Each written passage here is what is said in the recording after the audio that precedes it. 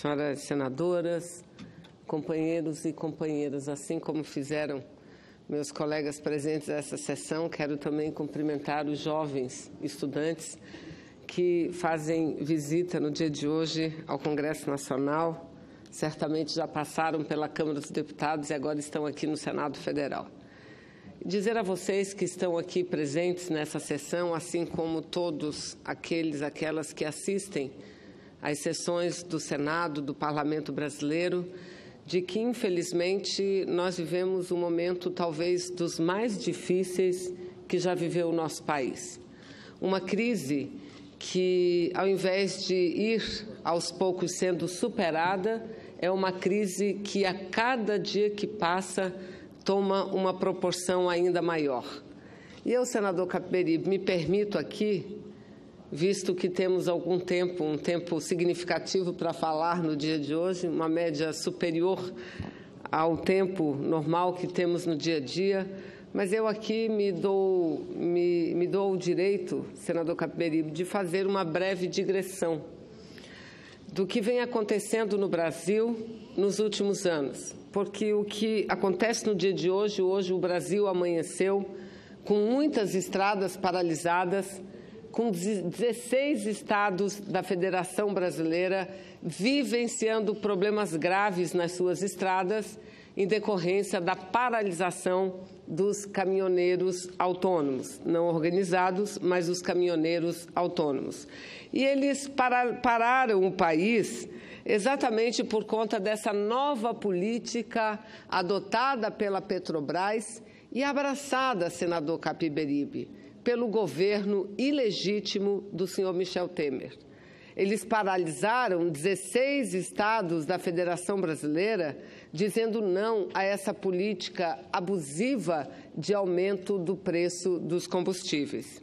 E veja, eu procurei aqui, senador Capiberibe, senhoras senadoras, senhores senadores, procurei aqui uma matéria do ano de 2015 e encontrei aqui no portal UOL. Protesto de caminhoneiros é contra Dilma, diz o líder, e sindicatos não apoiam. Uma matéria que foi publicada no dia 9 de novembro do ano de 2015. E a notícia dava conta de que os caminhoneiros estavam bloqueando rodovias em pelo menos 12 estados brasileiros. E aí os sindicatos dizem que aquele protesto nada mais era do que um protesto contra a presidenta Dilma. Mas, teoricamente e aparentemente, à época, eles reclamavam do preço do valor do combustível, que era um preço infinitamente superior aos preços praticados no dia de hoje, e reclamavam do tamanho e do valor dos impostos. É verdade. Nós já estamos cansados, aliás, nós já estamos roucos de subir nessa tribuna, senador Capiberibe, Vossa Excelência, eu, inúmeros senadores, e dizer que a urgência que o Brasil tem não seria de fazer a reforma trabalhista como fizeram. A urgência que o Brasil tem não seria, como primeira pauta deste governo golpista do senhor Michel Temer, aprovar a emenda constitucional número 95, a emenda que congela recursos públicos para as áreas sociais e para as áreas de infraestrutura. Congela e diminui até os recursos públicos a serem aplicados na educação, na saúde, na segurança pública, nos investimentos públicos, em novas escolas, em novas estradas, em pontes, em moradias populares. Veja, a primeira medida deste governo foi aprovar exatamente a emenda constitucional 95. E veja, senador Capiberibe, olha só o cúmulo do absurdo. Alguns parlamentares lá do meu estado estão reunindo professores, estão reunindo alunos e estão dizendo: nós continuaremos a luta e brigaremos para trazer mais recursos para serem investidos na educação aqui no estado do Amazonas. Como assim, cara pálida? se eles foram os que votaram a emenda constitucional 95, então que sejam, no mínimo, sinceros com a população brasileira. Não há possibilidade de novos recursos para as áreas de educação, para a área de saúde, para a área de segurança pública, porque está lá escrito contra o seu voto, senador Capiberibe, contra o meu voto, contra o voto dos nossos partidos, contra os nossos votos, exatamente, contra o seu voto, contra o meu voto. Eles aprovaram a emenda constitucional que está escrito, 95, emenda constitucional 95, que está escrito. Nessas áreas, o governo só poderá gastar, e repito, todas as áreas, educação, saúde, segurança, esporte, tudo, turismo, tudo, só poderá gastar o que gastou no ano anterior, acrescido da inflação. Apenas isso, e nada mais do que isso. Então, não adianta prometerem o que eles não vão cumprir. Então, eu dizia, a urgência que tem o Brasil não seria a aprovação dessa emenda constitucional, não seria a aprovação da reforma trabalhista que tirou, que ceifou direitos dos trabalhadores e trabalhadoras conquistados há décadas atrás, conquistados nos últimos séculos, eu diria, porque logo no enunciado da lei, no primeiro artigo da lei, diz o seguinte, que o negociado prevalece ao legislado. E o que é que isso significa? Que a consolidação das leis do trabalho não vale mais, vale muito mais do que o patrão negocia com o empregado, e nós sabemos como se dão as negociações entre patrões e empregados. Obviamente que o patrão não negocia, o patrão determina diante da fraqueza do trabalhador, principalmente em momentos como esse que nós estamos vivendo, momentos de recessão e momentos de desemprego, que eu vou mostrar o que é que está acontecendo na minha capital, no estado do Amazonas, que está acontecendo no Brasil inteiro. Então, não seria também prioridade a aprovação da reforma trabalhista, como não é prioridade a aprovação da reforma previdenciária, que eles não enterraram, que eles não desistiram, eles apenas adiaram para o pós-eleição, apenas para depois das eleições, porque eles ficaram com medo do eleitorado, com medo de colocar as suas digitais na reforma previdenciária, aquela que não acaba com privilégio, aquela que acaba com o pouco direito do trabalhador e da trabalhadora, e apenas estão transferindo a votação dessa reforma para depois das eleições. O que seria, então, prioritário, se essas não são as prioridades? A gente tem dito aqui, a prioridade número 1 seria exatamente uma reforma tributária. Uma reforma tributária que tributasse as grandes fortunas. As grandes fortunas nesse país não são tributadas. Uma reforma tributária que tributasse distribuição de lucro e dividendos. Porque o trabalhador, aquele que ganha acima de R$ 1.900, ele já desconta o imposto de renda. O trabalhador que ganha menos do que isso também paga imposto a cada vez que vai no mercado fazer compra. Que compra 1 quilo de farinha, que compra 1 litro de leite, que compra um sapato, uma caneta para o seu filho estudar, está lá pagando tributo. E o assalariado também paga tributo e não paga pouco, paga muito e muito mais comparado aos grandes salários pagos neste país. Então, a reforma tributária é que era necessária, que era importante para estabelecer um sistema tributário mais justo, cobrar mais de quem mais tem condições de pagar e não cobrar exatamente daqueles que não têm condições de pagar, que são os que mantêm o Estado brasileiro. Vejam, não tributar mais o trabalho, porque, ironicamente, no Brasil se tributa o trabalho. No Brasil se tributa a produção e não a riqueza. E o exemplo mais claro e mais concreto disso é exatamente o valor do preço dos combustíveis. A Petrobras hoje, senador Capiberibe, apesar do Brasil inteiro ter acordado com esses protestos, foram paralisados mais de 16 unidades da federação. Segundo o noticiário que nós temos, paralisaram BRs, estradas, rodovias na Bahia, no Ceará, no Espírito Santo, em Goiás, Mato Grosso, Minas Gerais, Pará, Paraíba, Paraná, Pernambuco, Rio de Janeiro, Rio Grande do Norte, Rio Grande do Sul, Santa Catarina, São Paulo e Tocantins. Apesar disso, o que é que o governo fez?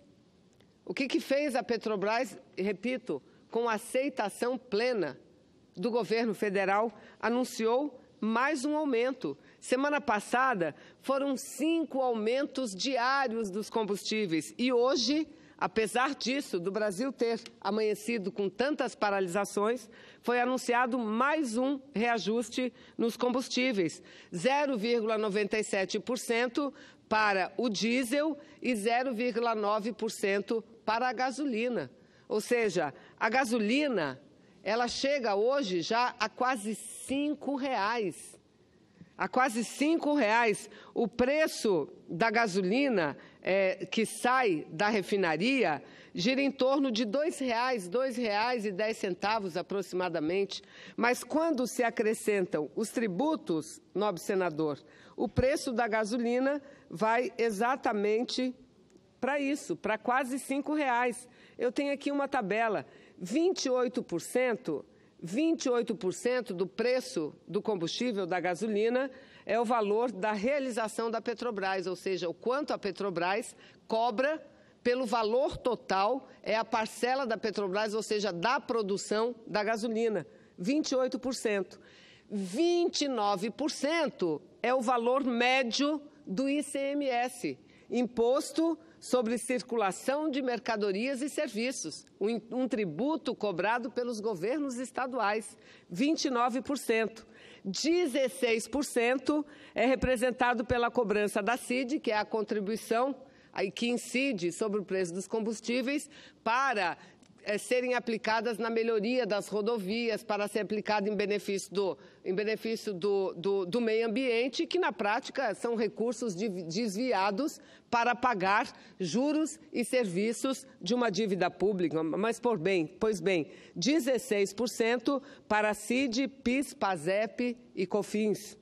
14% é a parcela que fica para os distribuidores, aqueles que fazem as revendas, que não apenas distribuem, mas também os que vendem o combustível, ou seja, distribuidoras e postos de gasolina. E 13% é a parcela da composição do custo relativo ao etanol, que é também um composto do combustível da gasolina no nosso país. Ou seja, apenas de tributos, senador Capiberibe, são cobrados 45%, ou seja, a metade do valor da gasolina que os consumidores pagam é de impostos.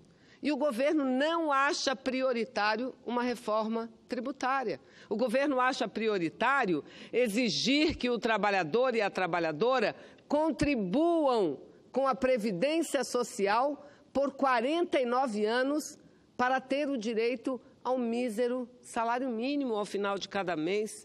O governo acha prioritário mudar a lei para impedir que uma família cujo pai faleceu e a mãe seja aposentada acumule benefício da Previdência Social, mesmo que esses benefícios, cada um, seja de um salário mínimo somente. A prioridade do governo é essa. Portanto, a prioridade do governo é atacar os direitos do povo brasileiro.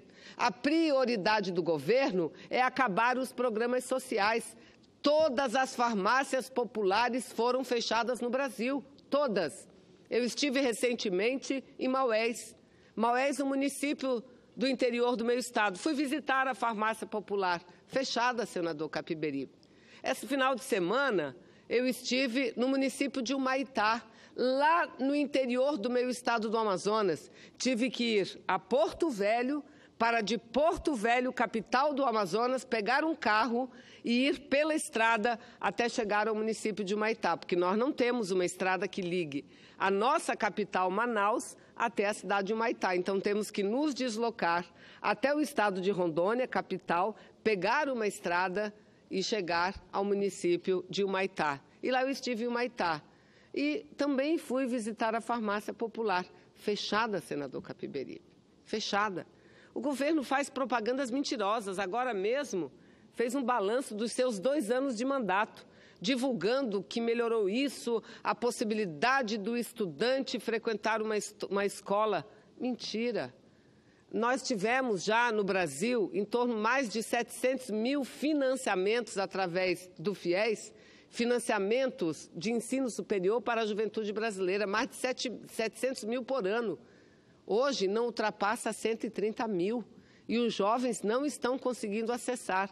Tamanha a gravidade e as dificuldades impostas com a aprovação de uma medida provisória também aqui nessa casa, aqui no Parlamento Brasileiro, uma medida provisória recente. Aliás, até a reforma do ensino médio eles aprovaram por medida provisória.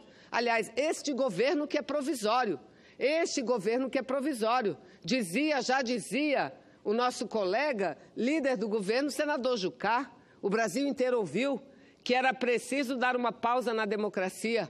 Alguém na presidência da República que não fosse eleito para que pudesse promover essas medidas antipopulares. E aí, um governo provisório que só governa com medida provisória. É medida provisória para reformar o ensino médio, é medida provisória para mudar o financiamento da educação pública superior, da educação superior brasileira, é uma medida provisória para garantir uma isenção tributária de R$1 trilhão, como uma medida provisória aprovada contra os nossos votos, para as empresas multinacionais que atuam na área do petróleo e gás, na área de gás e petróleo, R$1 trilhão, ou seja, um governo que acaba com a lei do conteúdo nacional, fechando milhares e milhares e milhares de postos de trabalho, ainda dá garantias, incentivos fiscais, renúncias fiscais para empresas de fora,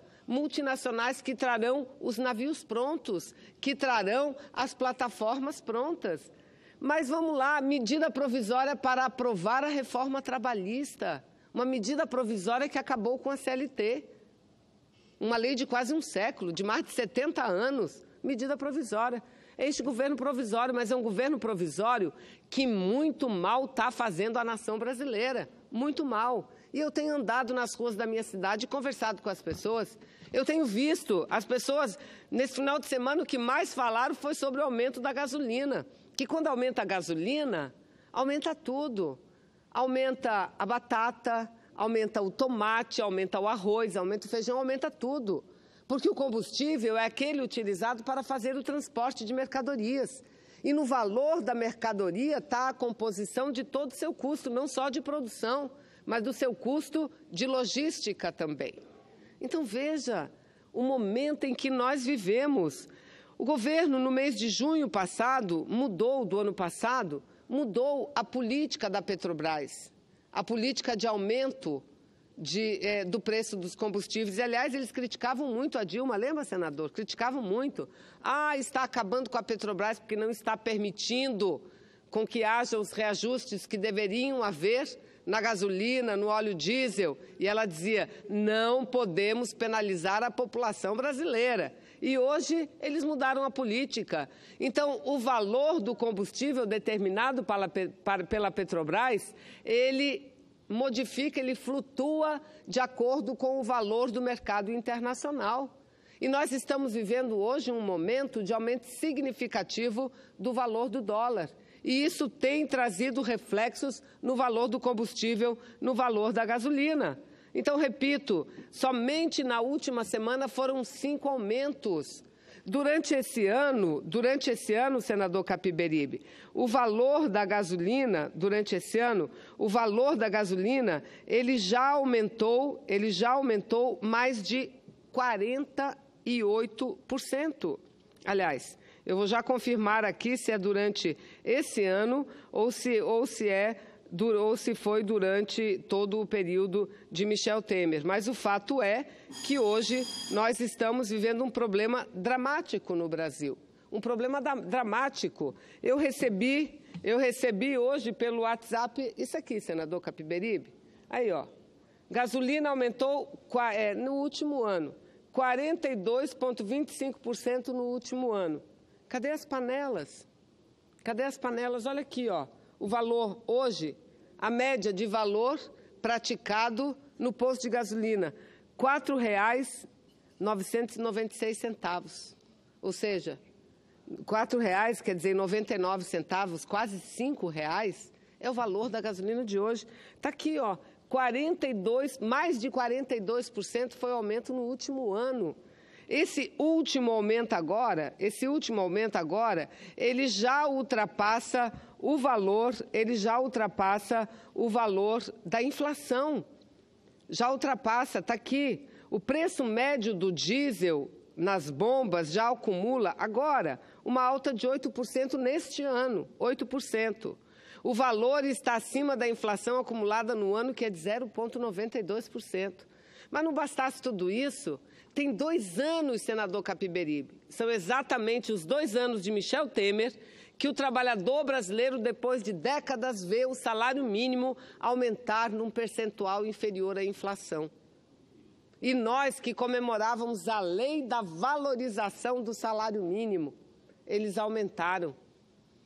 Aumentaram não, eles reduziram o valor nominal do salário mínimo. Efetivamente, reduziram o valor do salário mínimo.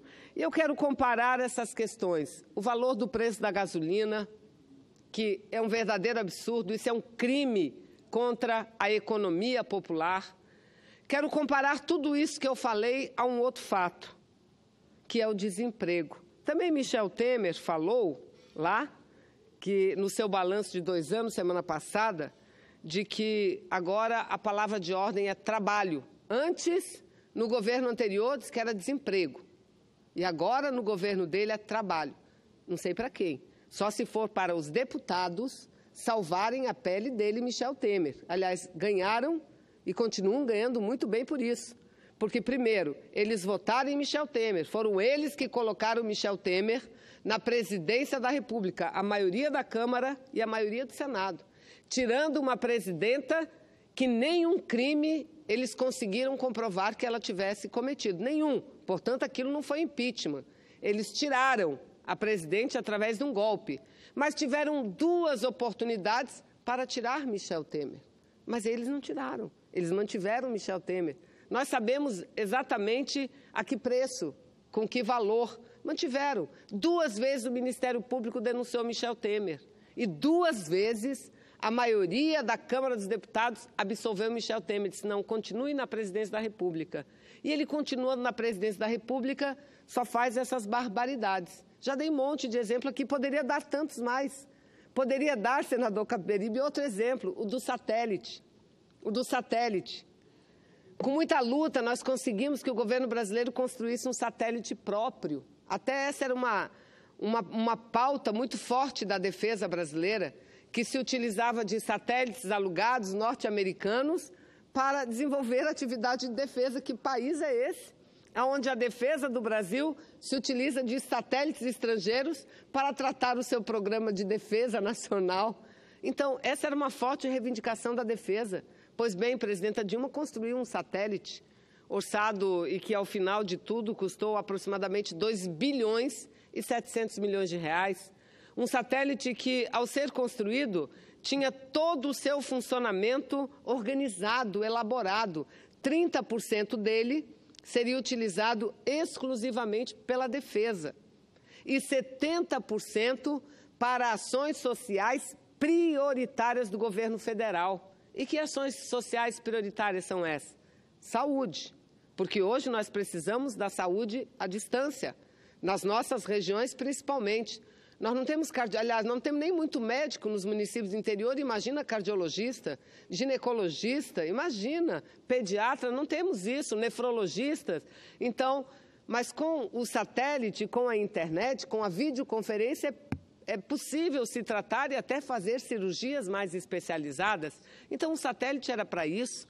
O satélite era para a educação à distância. O satélite era para o uso das escolas públicas, estaduais, municipais, era para isso. E é um preço muito mais barato. O que é que esse governo fez? O satélite foi lançado ano passado, salvo engano, meados do ano passado. Estava tudo preparado, o governo anterior deixou tudo organizado. 30% será cuidado pela defesa e 70% pela Telebrás. Essa a empresa pública que eles mantiveram. Não aquela gigante Telebrás do passado que Fernando Henrique Cardoso privatizou, vendeu a preço de banana. A preço de banana. Junto com ela, todas as estaduais de telecomunicações, as que atuavam nos estados, e a Embratel. Não, mas deixou uma Telebrás que estava lá natimorta e que o governo Lula, o governo Dilma ressuscitaram. E disseram, é esta Telebrás que vai cuidar dos 70% do satélite civil, cujo serviço será para a sociedade civil.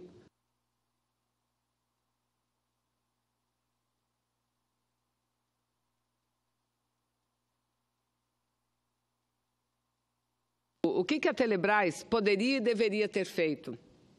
Se organizado, contratado até empresas para implementar todo o sistema necessário ao funcionamento do satélite. Até contrataria empresas privadas, isso é normal, isso é óbvio, como o governo contrata empresas para fazer casas, para fazer escolas, a Telebrás contrataria essas empresas para implantar toda a infraestrutura necessária à telecomunicação, à chegada da internet em todos os cantos do país, em todas as localidades. Mas não. O que o governo fez? Na calada, na surdina, entregou este satélite para uma empresa americana chamada Viasat. Todo o satélite para essa americana Viasat. Até que a justiça embargou. E está tudo embargado. Vossa Excelência se lembra, senador Capiberibe, no mês de março desse ano, Michel Temer chamou todos os prefeitos do Brasil inteiro a Brasília. Os coitados dos prefeitos saíram de lado do interior de tudo que foi Estado. Pagaram passagens, pagaram diárias com os recursos municipais e vieram a Brasília participar do evento Internet para Todos, internet barata. E ele lançou, Michel Temer, com os prefeitos, deu uma cartilha, deu um material, dizendo, prefeitos, vocês vão receber a internet a baixo custo. Até hoje não tem internet. Por quê? Por conta disso que eu disse. Por conta dele ter entregue de forma ilegal e imoral o nosso satélite para a operação de uma empresa privada. Ou seja, para falar das maldades, para falar dos absurdos cometidos pelo governo Michel Temer, nós poderíamos ficar o dia inteiro aqui, mas eu quero concluir minha participação, senador, dizendo que o momento é muito grave, porque ao lado disso tudo nós temos o quê? Nós temos o crescimento do desemprego no Brasil. E que ele mentiu, dizendo que desemprego era do passado e agora é trabalho. Mentira. Os dados demonstram como tem caído não só o emprego de carteira de trabalho assinada, mas o quanto tem caído também o ganho real do trabalhador e da trabalhadora brasileira. E olha a notícia que vem da minha cidade de Manaus. Em Manaus, os desempregados passaram a madrugada do domingo na fila em frente da porta da Seminf, que é a Secretaria Municipal de Infraestrutura. Aguardando, eles estão desde ontem, início da noite, passaram a madrugada inteira, aguardando que a Secretaria abrisse as suas portas e iniciasse o seu expediente para entregar os seus currículos. Currículos de quê? Porque a Secretaria anunciou que contrataria ou que contratará 308 trabalhadores pedreiros ou ajudantes de pedreiros para trabalharem 8 horas por dia, recebendo um salário mínimo e um trabalho temporário. Pois bem, a Prefeitura teve que colocar 70 atendentes, 70 para receber esses currículos. E daqui até o final da semana, são esperados o atendimento de, no mínimo, 2 a 3 mil pessoas por dia. É isso. Enquanto Michel Temer faz isso, os trabalhadores lotam filas e mais filas e mais filas, buscando uma vaga de trabalho temporário para receber o valor de um salário mínimo. E que, repito, um salário mínimo que esse ano não recebeu o reajuste nem equivalente ao valor da inflação, nem isso recebeu. É lamentável, mas penso que nós não devemos ficar apenas no lamento. É preciso que a população brasileira se erga. A gente não ouve mais muito barulho de panelas batendo nas varandas dos prédios, a gente não ouve. A gente não vê mais, mesmo com a proximidade da Copa do Mundo, muitas pessoas andando de verde e amarelo nas ruas. Aliás, nesse final de semana, andando no comércio da minha cidade, cheguei numa loja que vende esses enfeites, essas coisas, não é? Aí eu perguntei lá para a atendente, aí como é que estão as vendas para a Copa do Mundo, do chapéu, das bandeiras, daqueles cabelos verdes e amarelos, de tudo, camisas. Não, está ruim. A menos de um mês da Copa, a gente não está vendendo nada. Não está vendendo nada. Então, eu digo a essas pessoas, a grande maioria não fala minoria, porque eu sei que tem uma minoria que manipulou a maioria, manipulou aquela minoria que detém os meios de comunicação. Aquela minoria chegou à maioria do Brasil dizendo: o grande problema chama-se Dilma. Vamos tirar Dilma que tudo melhora. Aqui nossos colegas diziam isso.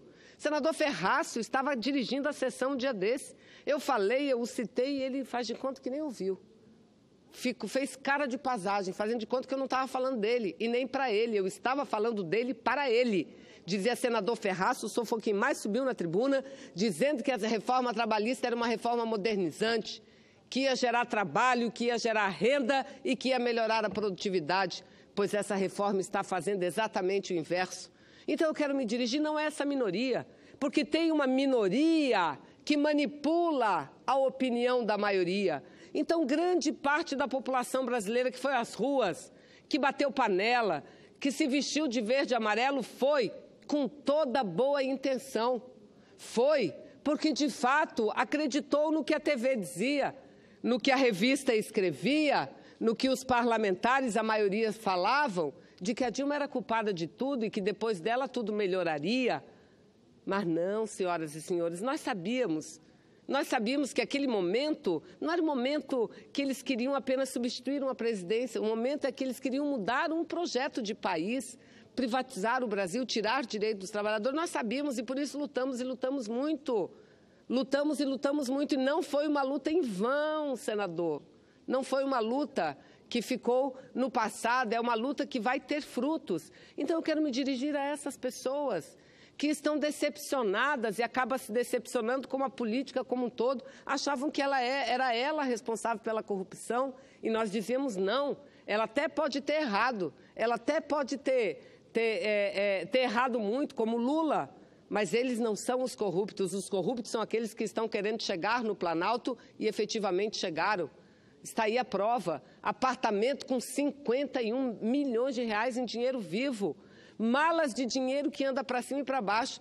Senador Capiberibe, a nova notícia que eu vi hoje, quando eu estava vindo no rádio, é muito grave, que é esse tal do inquérito dos portos contra Michel Temer. Isso é muito grave, isso vai agravar ainda mais. Envolve um outro operador financeiro do Michel Temer, que foi solto semana passada por uma liminar de Gilmar Mendes.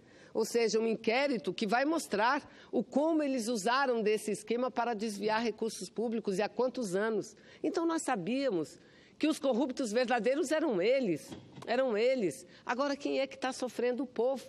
E para a gente resolver este problema, não há outra saída senão a participação popular. Não adianta o povo ficar revoltado dizendo eu não acredito em ninguém, não. Porque ruim com a política, com a democracia, pior sem a política e sem a democracia. Muito pior. Então, vamos procurar ver como que a gente conserta, e eu não tenho problema nenhum em dizer, e digo e repito onde quer que eu esteja. Enquanto os verdadeiros corruptos estão mandando no Brasil, fazendo tudo isso que nós estamos dizendo aqui, enquanto eles estão lá, e está aqui a cartilha, a gente conseguiu até que enfim. E eu vou voltar toda a semana aqui para desmentir item a item desse absurdo que Michel Temer escreveu.